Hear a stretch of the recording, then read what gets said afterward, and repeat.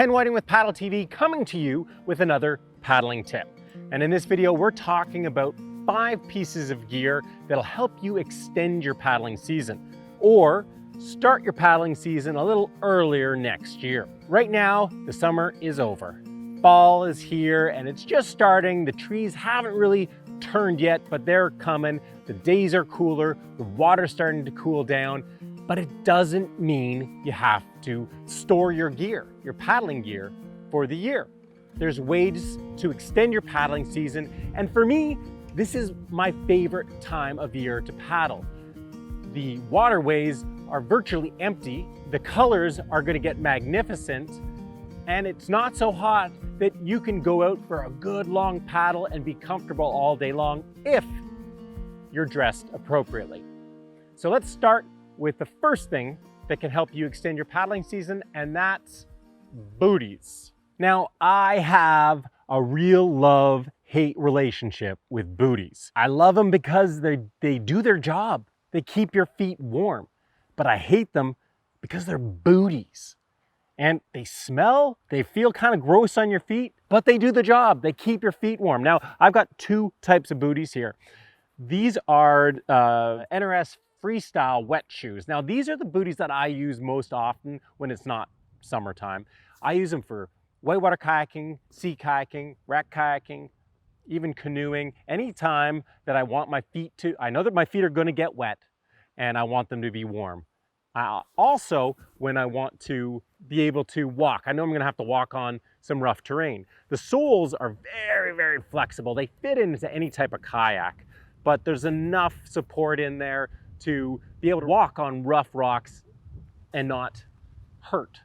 Now, these are NRS's Boundary boots. Now, this is a brand new pair. I haven't even used these yet, just got them because my other pair I've used for about 15 years. And I use them everywhere from a 21-day trip on the Grand Canyon to a 14-day canoe trip into the Arctic Ocean. They're super warm. And same thing, they're flexible. They're not as flexible as the other booties, but that's because they provide more protection on the sole.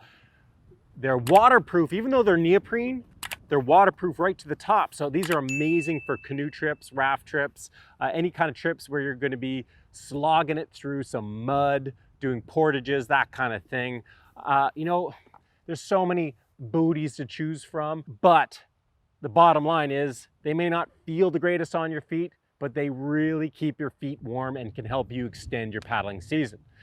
So next up is bottoms. What kind of bottoms or pants can you wear to extend your paddling season? Now I'm going to go through a few different options for what to wear down below. Now when things start to just get a little bit cooler, this is what I use.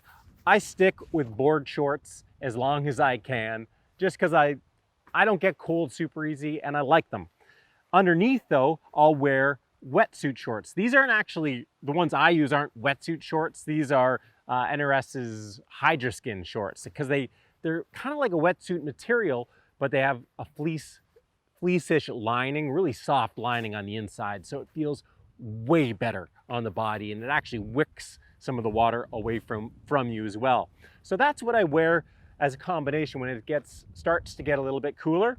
And then I'll typically continue with that kind of setup as it gets colder. I'll use a wetsuit or a fleece, usually a wetsuit, something like this. This is a long pant Hydroskin, and I'll wear my board shorts over top of these as well. Once it gets a little bit cooler, I will move to some type of fleece underneath and then a paddling pant, which is really just a rain pant. This thing isn't waterproof. I mean, it's waterproof, the material, but if you go for a swim, it's going to fill up with water. You just have these Velcro enclosures at the bottom and around the waist, so it stops water from, you know, easily getting in.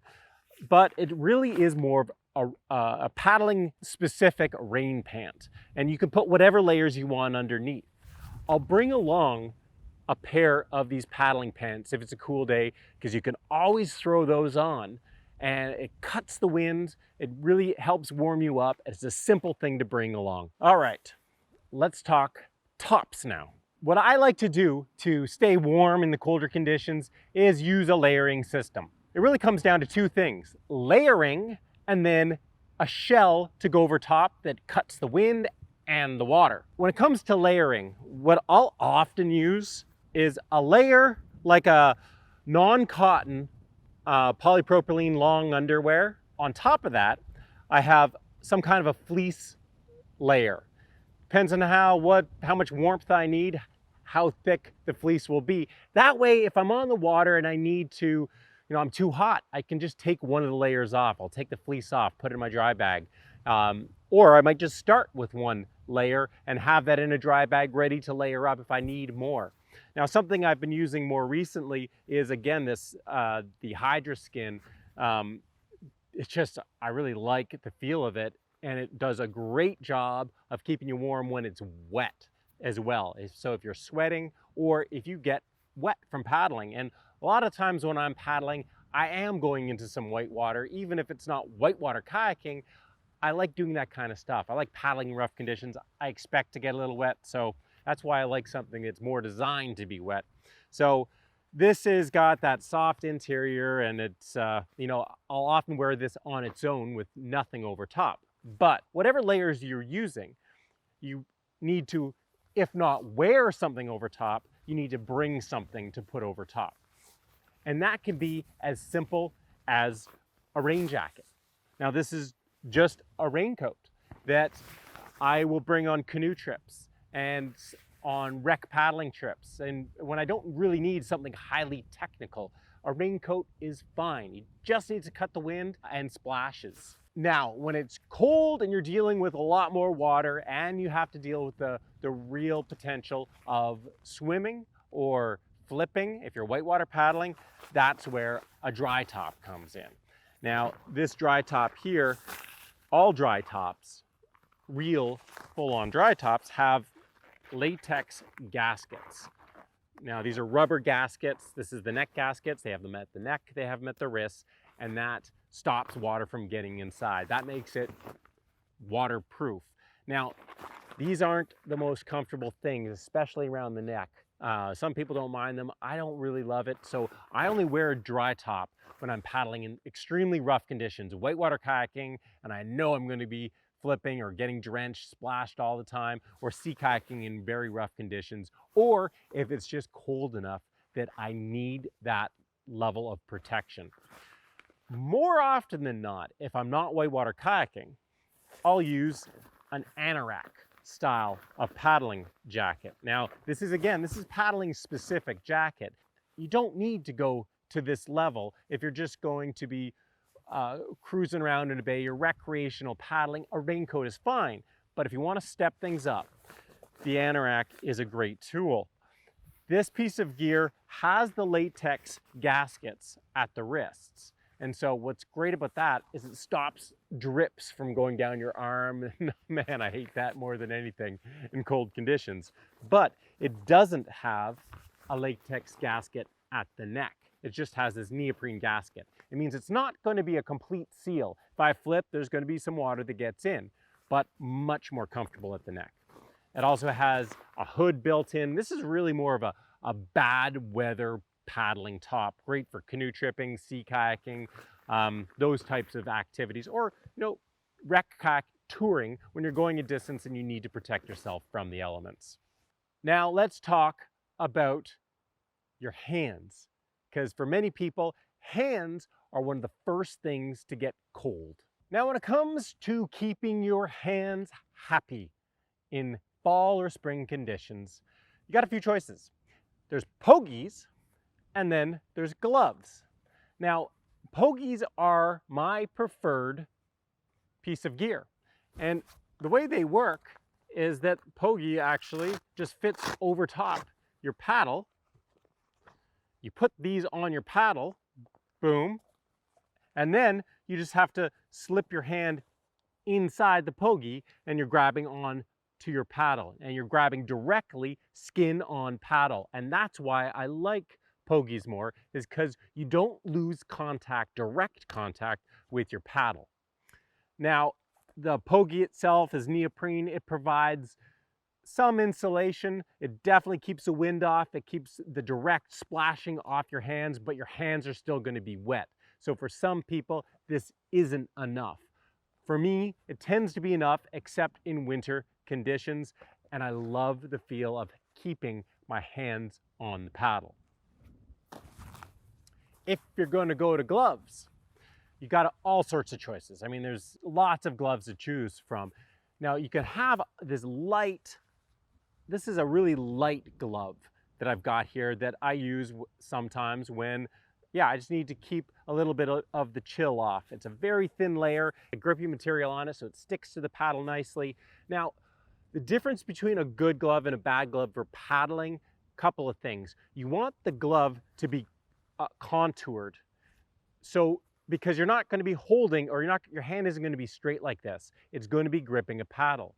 And a normal glove, when you're gripping a paddle, you'll tend to get bunching under your fingers, in the creases of your fingers. And when you're paddling for a long period, that becomes a problem. So gloves that are designed for paddling are a real bonus.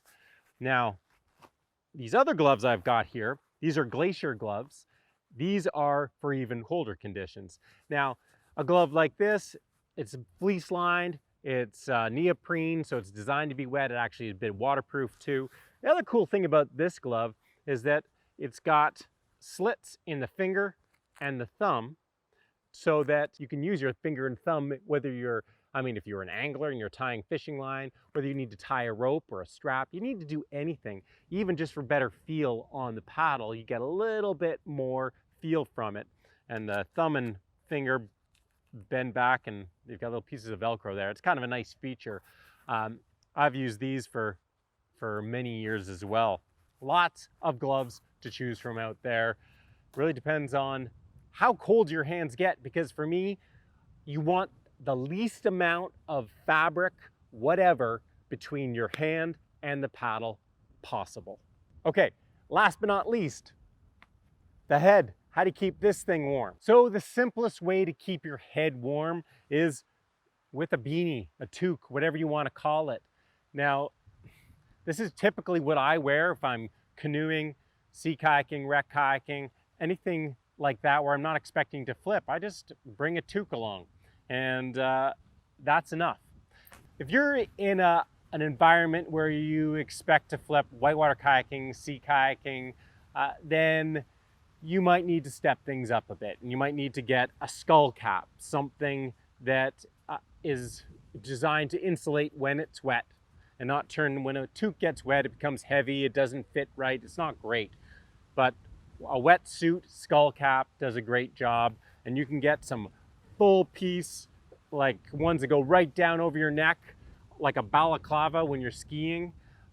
Really, the sky's the limit in what you get there. Something like this is more for winter paddling. Unless you really get cold in the fall, this is more reserved for winter paddling.